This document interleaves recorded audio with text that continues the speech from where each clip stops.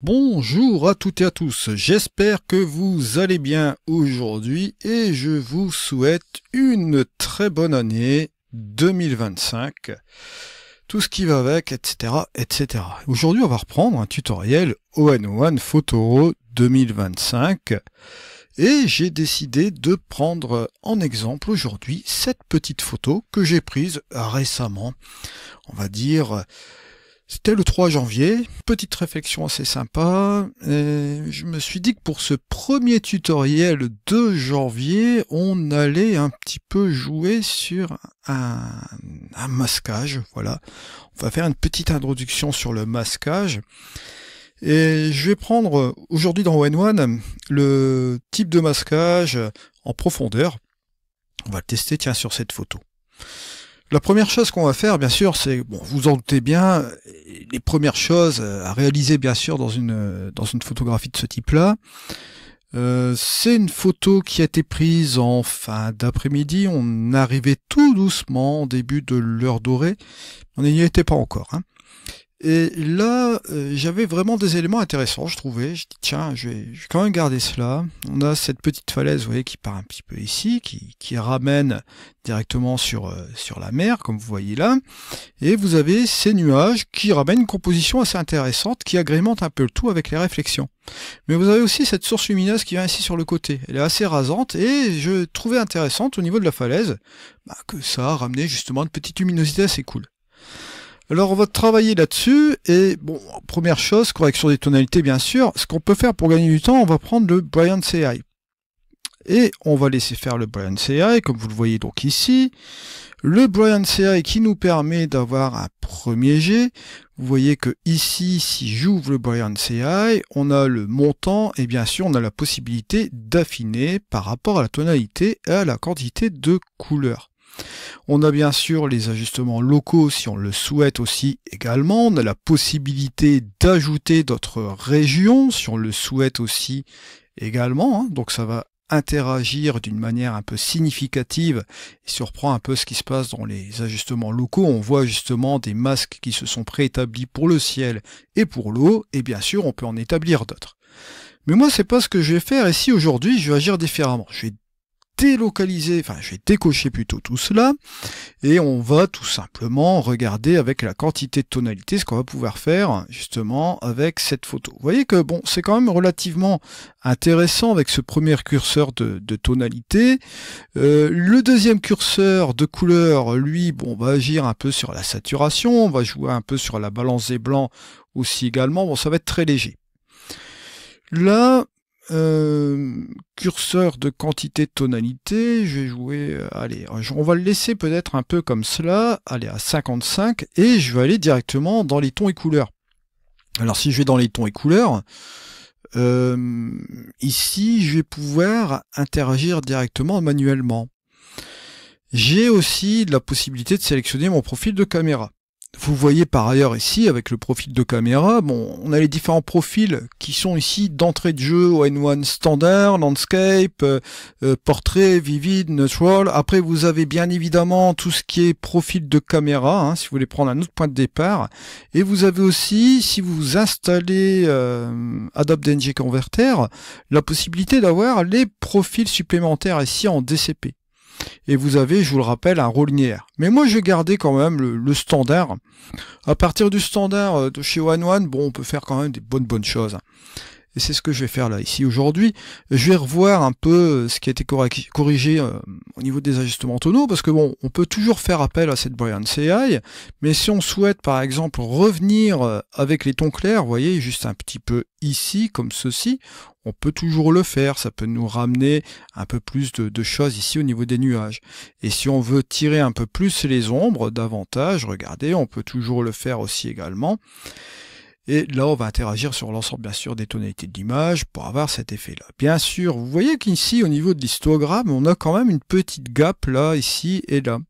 Petite, on va dire, petit espace entre la gauche et la droite. Vous voyez ici, à gauche plutôt et à droite. Alors là, regardez, je vais ramener mon point ici, tout doucement, là, ici, sur l'extrémité. Vous voyez que ça va forcément ramener ici l'histogramme vers le point noir, et forcément on va avoir un petit contraste naturel qui va se mettre aussi également, puisque bon là on insiste sur ce point noir, et là on vient ici bien évidemment sur le point blanc, voilà, et on obtient, bon vous voyez, cette image, on va dire qu'elle est quand même pas mal, hein. Si je fais mon avant et mon après, vous voyez ici, avant et après, que je regarde ce que j'ai fait ici au niveau des tonalités, on dit que c'est pas trop mal. Au niveau de la structure, je peux accentuer si je le souhaite, je peux aussi revoir un peu ma balance des blancs, on va dire de manière créative, je peux changer aussi la nature de celle-ci, mais bon, c'est pas ce que je vais faire ici aujourd'hui. Je vous dis, je vais tout simplement aller voir ce que je peux faire localement avec ce fameux masque de profondeur, hein, la nouvelle fonctionnalité de One Photoro 2025. Je vais m'intéresser sur cette fonctionnalité aujourd'hui. Bon. On va aller dans le local ici, vous voyez que bon là ce que j'ai préalablement désactivé, hein, il y avait deux masques d'activer avec la Brilliant AI, je vais pas les utiliser donc je vais les supprimer, hein. On va pas vraiment en avoir besoin ici. Par contre ce que je vais faire c'est ajouter un ajustement et je vais faire appel à ce fameux masque de profondeur, que je vais retrouver ici, regardez, hop, voilà, juste ici. Si j'affiche ce masque, appuyez là-dessus, et qu'on a cet effet-là. Alors ce masque de profondeur, comme vous voyez ici, ça va nous permettre de sélectionner plus ou moins des parties dans l'image. Et vous voyez que même ici avec les niveaux, bon, ça va être relativement quand même intéressant, parce que si je repars même ici, vous voyez que là, on obtient un résultat qui va être vraiment de plus en plus sympa. Vous voyez que là, on prend directement la partie de la falaise, et forcément, on a toutes ces parties ici qui sont super bien, super intéressantes. Alors, non seulement on a cela, mais on a aussi là, ce qu'on appelle ici, hein, la Windows ici, on peut prendre aussi une section bien particulière, comme vous le voyez là, juste comme ceci. Puis on peut même insister, comme vous le voyez là, avec une sélection vraiment bien précise. Donc là, vous voyez, on a la possibilité d'une profondeur jusqu'au maximum ici de la butte, ici au niveau de la côte. Voilà. Au niveau de la sélection du ciel, bon, pas vraiment un problème, hein. Si on veut vraiment une sélection ciel particulière au niveau de cette image, on peut très bien sélectionner le ciel via un masque de luminosité, on peut très bien sélectionner ici via un masque traditionnel par AI, d'accord. Au niveau des régions, vous avez les régions ici, je vous rappelle, vous pouvez sélectionner certaines parties ici de l'image. Mais là, dans mon truc ici, vous voyez que on a sélectionné un truc assez sympa, on peut vraiment y aller d'une manière assez significative. Si je viens enlever l'affichage, on peut même appuyer sur O, hein, si vous voulez enlever, mettre le masque, hein, je vous le rappelle, et vous avez aussi la possibilité d'appuyer sur cette petite partie qui est là. Vous voyez, juste là. Là, bon, on a une exposition négative. Et cette exposition négative, forcément, elle va jouer sur la partie du masque sélectionné. Alors là, ici, vous allez voir que ce que je vais pouvoir faire, c'est tout simplement interagir ici avec ce fameux bouton qu'on a là. Vous voyez, juste ici. Et là, si je décide d'ouvrir un petit peu plus mon masque, on le voit là, hein, si je le fais apparaître, mon masque, si je le fais descendre ici, regardez, je le remets comme ceci, je le fais remonter, on voit que l'effet, bon, le blanc affecte, hein, le noir n'affecte pas, bien sûr, donc là, si je remets si je enlève mon masque ici, enfin le visu de mon masque, vous voyez que la sous-exposition, si je me ramène un petit peu plus par ici, ben, la sous-exposition va se ramener un peu sur la couche comme ça.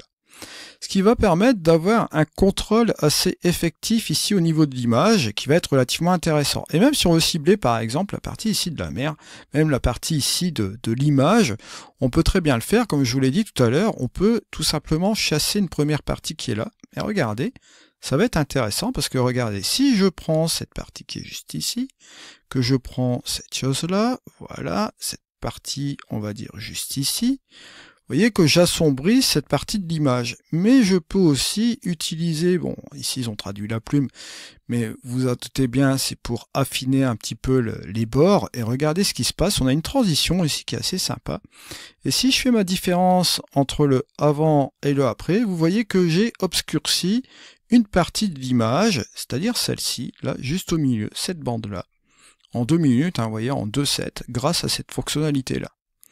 Ce qui fait que ça me donne, comme vous le voyez ici, un effet qui peut être intéressant. Bon, bien sûr, on peut monter l'effet, soit monter la luminosité ou bien la réduire ici, ou utiliser bien évidemment tout ce qui est ton clair.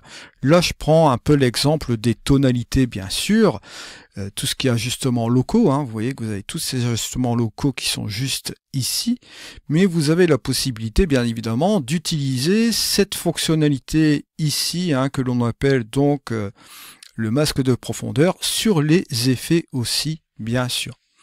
Et là, vous voyez que on obtient déjà un truc qui est assez relativement sympa sur un petit effet comme cela. Vous voyez, si je veux tout simplement baisser la chose, ou bien tout simplement regarder au niveau des tons moyens, si je veux sélectionner certains pixels dans les tons moyens ici, dans mon masque, je peux interagir aussi de cette manière-là. Ce qui fait que ça peut être aussi intéressant. Vous voyez que là, on a les reflets, on a la possibilité de les faire ressortir en utilisant ici ce curseur de ton moyen. Même pourquoi pas, regardez au niveau des ombres, on peut jouer dans la partie sélectionnée, vous voyez, au niveau des ombres comme ceci. Et on va interagir aussi notamment dans le reste de l'image avec mon masque. Si je reprends un petit peu ma section ici, juste là. Si on veut agrandir bien sûr cette sélection, on peut bien évidemment revenir un petit peu tout doucement vers l'arrière comme cela, et vous voyez qu'on va interagir sur le reste de l'image aussi, si on veut une certaine logique, pourquoi pas juste ici. Et là bien évidemment, regardez, ici on a un avant et un après, regardez, ça donne un petit peu plus de relief, comme vous le voyez là sur la photo, et on a un effet qui est assez sympa comme cela. Et vous voyez que bon, en même pas quelques secondes, c'est parce que là j'ai pris mon temps de vous l'expliquer en parlant bien sûr, en vous donnant cette explication là, vous voyez qu'avec ce masque là, c'est une des fonctionnalités qui va nous être pratique pour interagir sur certaines portions de notre image bien sûr. Et je vous rappelle encore une chose, vous avez ce fameux curseur d'opacité qui va vous permettre aussi d'interagir sur la puissance de l'effet. Donc vous avez encore un effet supplémentaire. Si vous avez interagi directement avec le masque, vous pouvez toujours jouer avec ce curseur d'opacité pour laisser passer une partie de l'effet du masque. Donc ce qui fait que vous n'êtes vraiment pas limité avec ce logiciel de post-production concernant le masquage aussi également. Et je ne parle pas bien sûr de ce que vous avez aussi comme autre système de masquage traditionnel, je rappelle les masques gradués, etc. Donc, petit exemple dans cette photo ici concernant les reflets. Vous voyez que là, avec un ajustement local, boum, les reflets, c'est réglé. Alors bien sûr, n'oubliez pas que vous pouvez aussi renommer le calque, sans aucun problème. Ici, on peut par exemple effet 1, renommer effet 1, voilà, pourquoi pas. Et on a bien sûr cet ajustement local en effet 1 que j'ai établi bien sûr avec cette petite recette sur la correction tonale bien sûr. Et on peut bien sûr aussi également et bien évidemment jouer si on le souhaite sur la brillance dans notre photo. Et si vous voulez rajouter, regardez, un petit peu de chaleur, toujours dans le masque, regardez, hop, on rajoute un petit peu de chaleur comme cela. Et ça fait tout de suite un peu sympa bien sûr. Même si vous voulez rajouter un peu plus de saturation, ça va être un peu plus marqué la saturation, comme cela aussi. Vous voyez, on a cet effet-là. Pourquoi pas, libre à vous et à votre imagination pour cette créativité. Vous voyez, hop, avant et après. Ensuite, bon, bien sûr, on connaît tout ce qui est ajustement sur le ciel. Après, bon, vous avez aussi d'autres possibilités au niveau du Super Select AI. Et là, vous avez une analyse de l'image qui se fait par intelligence artificielle. Vous voyez ici qu'on peut sélectionner certaines zones de l'image. C'est beaucoup plus pratique qu'avec le Super Select AI, comme vous allez remarquer ici. Parce que là, vous pouvez sélectionner des parties, des segmentations ici, sans pour autant sélectionner une partie de, comme vous voyez là, bon, la falaise, bon, c'est pas forcément intéressant. Et là, vous voyez, on peut sélectionner des parties de manière très sélective ici. Si je prends cette partie-là, regardez, il va analyser l'image, il va prendre simplement la partie qui est juste ici. Ça prend partie par partie, c'est vraiment très sélectif et vraiment très pratique.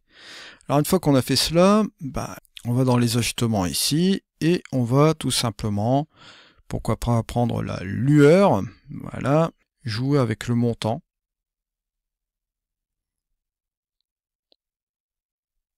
Juste ici, voilà, et vous pouvez même jouer avec l'opacité, vous voyez. Vous avez les différents modes ici de fusion, On va pouvoir jouer sur ces différents modes de fusion ici. Bon là bien évidemment ça va être trop foncé en multiplié, vous en doutez bien. Mais le soft light, juste comme ceci, vous voyez ça apporte un petit truc assez sympa ici dans la photo. Si je fais ma petite différence d'ailleurs, regardez on a ici le avant et le après. Vous voyez que bon le changement n'est pas significatif et vraiment léger, mais ça apporte son petit plus de présence juste comme cela. Vous voyez, un petit peu comme ceci.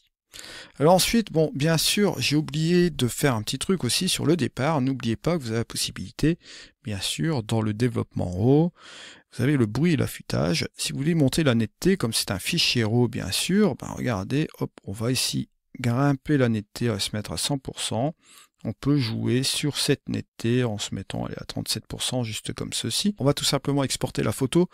Avant de l'exporter, je pense que, bon, ici, comme on arrivait tout doucement vers une heure dorée, bon, quelque chose d'assez sympa, je vais aller dans mes effets, je vais aller voir si je peux pas rajouter une petite vignette aussi, parce que bon, là, la vignette s'impose dans ce type de photographie. Ici, je vais prendre la partie qui est là, la partie un petit peu plus lumineuse ici. Bon, la luminosité, vous voyez qu'on peut jouer soit en assombrissant, soit en éclaircissant.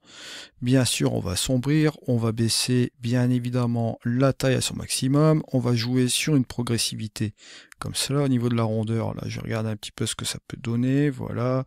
Bon, là, c'est carré, donc ça ne va pas. Bon, juste un petit peu comme ceci. Et je vais tout simplement revenir avec la luminosité juste comme cela, voilà, juste comme ceci. Et vous avez même la possibilité de jouer avec différents types. Vous voyez, vous avez subtil, vous avez doux, vous avez priorité. Bon, subtil, ça peut être aussi intéressant. Vous voyez, c'est un petit peu plus sympa aussi. Voilà. Donc, je reste un peu comme cela. Et on va dire que, bon, là, on est satisfait plus ou moins du résultat. Vous voyez, c'est une belle petite photo sympa, avant, après. Pas besoin d'en faire de plus, on a fait juste ressortir un peu les réflexions, un petit peu plus de saturation et un peu plus de couleur juste en dessous. Et là on va exporter la photo, hein, mais on va regarder un peu ce que ça donne. On va tout simplement faire cela ici tout de suite. Vous avez le petit plus là qui est là, et vous pouvez faire une exportation. Et à partir de ce moment-là, bon, on va l'exporter, on va le laisser tel qu'elle est là, cette photo-là, voilà. La netteté, on va le laisser en screen low. Bon, on peut mettre un filigrane, hein, je vous l'avais montré aussi la dernière fois. Là on va exporter juste comme ceci, et on va voir ce que ça donne. Et voici donc notre photo finale exportée, comme vous le voyez donc ici. Photo assez sympa, comme vous le voyez là. On a juste un petit peu rectifié les réflexions, on a revu un peu les couleurs, comme vous avez vu ici, et on obtient ce résultat-là, bien sûr. Voilà, je vous remercie de m'avoir suivi. On se retrouve dans une prochaine vidéo. C'était Eddy. Allez, au revoir.